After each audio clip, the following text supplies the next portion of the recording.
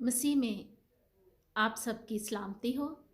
मेरे अजीज़ों, मेरा आज का टॉपिक है राह का बुध यानी कि ऐश वेडनेसडे। मेरे अजीज़ों, ये राह का बुध क्या है? क्यों इसको राख का बुध कहते हैं? राख राख लफ्ज़ बाइबल मुकद्दस में 42 दफ़ा लिखा गया है। हम इस बात को समझने के लिए बाइबल मुकद्दस में से आयत पढ़ेंगे। तकवीन 3 बाब उसकी 19वीं आयत में है कि जब तक कि तू ज़मीन में फिर ना लौटे जहाँ से तू लिया गया, क्योंकि तू खाक है और खाक में फिर लौटेगा। आमीन। मेरे अजीज़ों, 2 मार्च 2022 बुध को कैथोलिक कलीसिया अपने रोज़ों का आगाज़ करेगी और जिसका आगाज़ राख के बुध की पाक मास के साथ किया जाएगा। उस दिन से पहले रोज़े का आगाज़ होता है।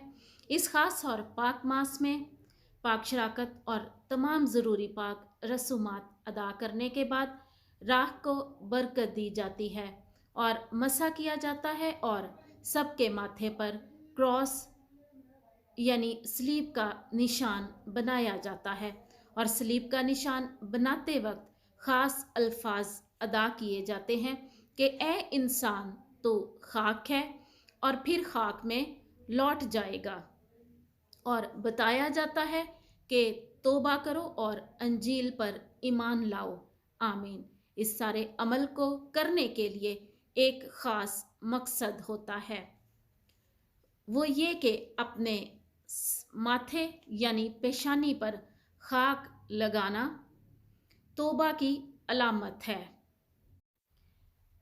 गुनाहों पर पशेमान होने का इजहार है। अपने आप को आजिज़ यानी हलीम करना, अपने आप को खाक तसव्वुर करना, अपने आप को छोटा बनाना, अपने अंदर से गुरूर और अकड़ को ख़त्म करना को कहते हैं। खाक मुट्ठी में लिए कब्र की ये सोचता हूँ, खाक मुट्ठी में लिए कब्र की ये सोचता हूँ, इंसान जो मर जाए तो गरूर कहाँ जाता है।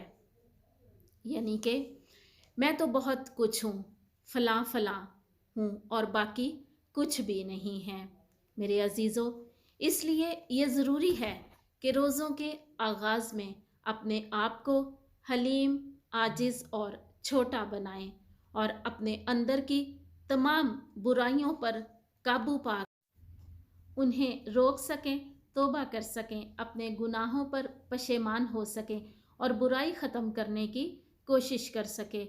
क्योंकि मेरे अजीज़ों, खुदावन ने खुद फरमाया है कि जो अपने आप को छोटा बनाए उसे बड़ा किया जाएगा, और जो अपने आप को बड़ा बनाएगा उसे छोटा किया जाएगा।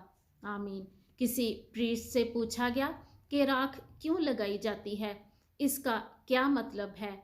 तो उन्होंने बहुत खूबसूरत जवाब दिया कि राख को यानी खाक को अपने माथे पर लगाने वाला कभी गिर नहीं सकता, क्योंकि खाक से और नीचे क्या मुकाम हो सकता है। हाँ, खाक से ऊपर के मुकाम की तरफ उठा जा सकता है।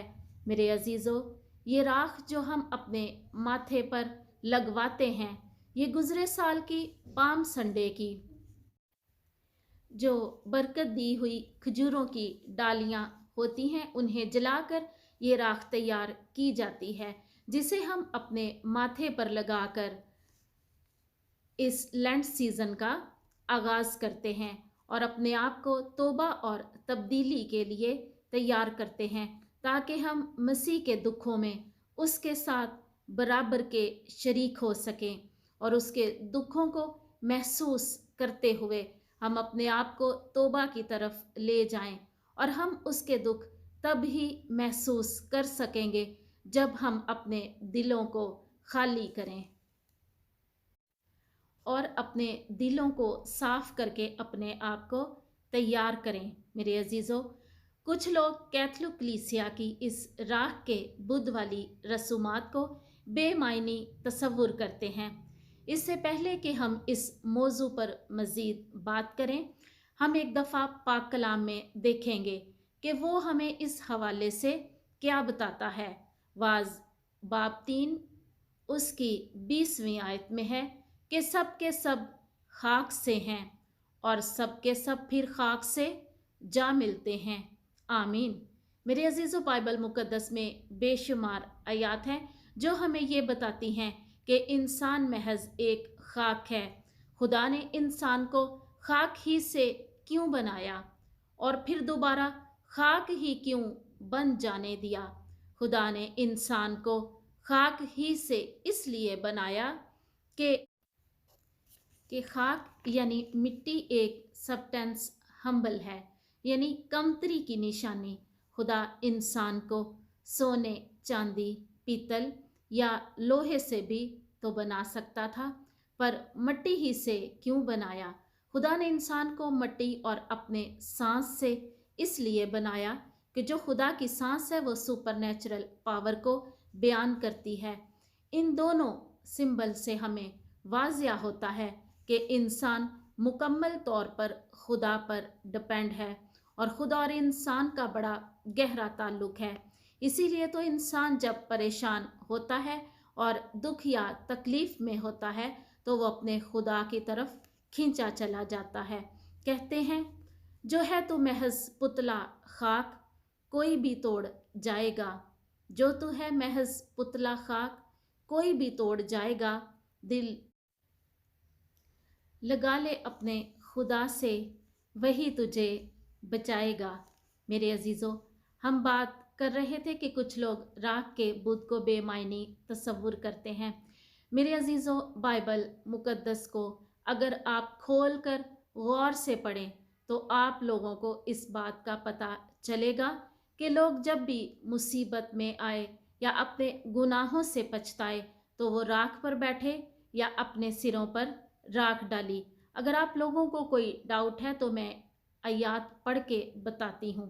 ہم دیکھتے ہیں یونس نبی کی کتاب، اس کا 3 باب 5ویں آیت سے پڑھتے ہیں، اور نینوا کے باشندے خدا پر ایمان لائے اور روزے کا اعلان کر کے سب کے سب، کیا ادنی کیا اعلیٰ، ٹاٹ سے ملبس ہوئے، اور یہ بات شاہ نینوا کو بھی پہنچ گئی تو اس نے تخت سے اٹھ کر شاہی لباس اتار ڈالا اور ٹاٹ اوڑھ کر راکھ پر بیٹھ گیا۔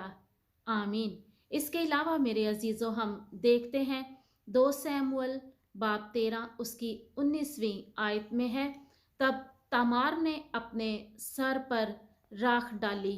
آمین۔ اس کے علاوہ ہم آستر باب 4 اس کی 3 آیت میں دیکھتے ہیں، یہودیوں کو سخت غم ہوا اور وہ روزہ رکھتے اور ماتم کرتے تھے، اور بہتوں نے راکھ اور ٹاٹ کا بستر بنایا۔ آمین۔ اس کے علاوہ نہمیہ باب 9 اس کی 1 آیت سے ہے کہ وہ مہینہ کے 24ویں دن بنی اسرائیل روزہ اور ٹاٹ اوڑھ کر اور اپنے آپ پر مٹی ڈال کر جمع ہوئے۔ آمین۔ میرے عزیزو، ہم مسیح کے دکھوں کو یاد کرتے ہوئے یہ 40 دن کے روزے مناتے ہیں، کیونکہ ہمارے مسیح نے ہمارے لیے یہ 40 دن اور رات بھوکے پیاسے اور سخت تکلیف میں گزارے۔ میرے عزیزو، میرا خیال ہے کہ صرف کیتھولک کلیسیا ہی نہیں، تمام کلیسیائیں جو بائبل مقدس کو مانتی ہیں اور اس پر ایمان رکھتی ہیں اور اسے سمجھتی ہیں، انہیں یہ مسیح کے دکھ میں شریک ہونا چاہیے۔ ہم مسیح کے بپتسمہ لینے پر ایمان رکھتے ہوئے آگے لوگوں کو توبہ کے لیے پانی کا بپتسمہ لینے کی تعلیم دیتے ہیں۔ تو یہ کیا ہے جو آیات میں نے آپ کے آگے رکھیں؟ کیا یہ عمل توبہ کا نہیں؟ میرے عزیزو، ہم اس کے جی اٹھنے کی عید کو بڑے جوش و خروش سے منا لیتے ہیں اور اس کے دکھوں میں شریک ہونا بھول جاتے ہیں۔ نہیں میرے عزیزو، یہ عمل ٹھیک نہیں، ہم شارٹ کٹ اپناتے ہیں۔ میرے عزیزو، کیتھولک کلیسیا بائبل مقدس کے مطابق ہی گناہوں سے توبہ، پشیمانی اور تبدیلی کے لیے اور اپنے آپ کو مسیح کے دکھوں میں شامل کرنے کے لیے تیار کرتی ہے۔ اپنے ماتھے پر راکھ سے صلیب کا نشان بنوا کر غلط کیا ہے؟ آج آپ مجھے بتا دیں کیوں کیتھولک کلیسیا کو غلط کہا جاتا ہے جبکہ انہوں نے کبھی کوئی عمل بائبل سے ہٹ کر نہیں کیا۔ میرے عزیزو، ہم بائبل میں سے اپنے مطلب اور فائدے کی آیات کو چن کر تعلیم دیتے ہیں۔ مکمل بائبل مقدس کو کھول کر دھیان سے پڑھیں، سمجھیں اور اس پر عمل کریں۔ ہم دیکھتے ہیں ایوب نبی کی کتاب، ایوب اس کا 42واں باب اس کی 6 آیت میں ہے۔ اس لیے مجھے اپنے آپ سے نفرت ہے اور میں خاک اور راکھ میں توبہ کرتا ہوں۔ آمین۔ میرے عزیزو، ذرا غور سے سنیں اور خود بھی پڑھیں کہ راکھ اور خاک میں توبہ۔ میرے عزیزو، خدا بڑا مہربان ہے، وہ ہماری ضرور سنتا ہے۔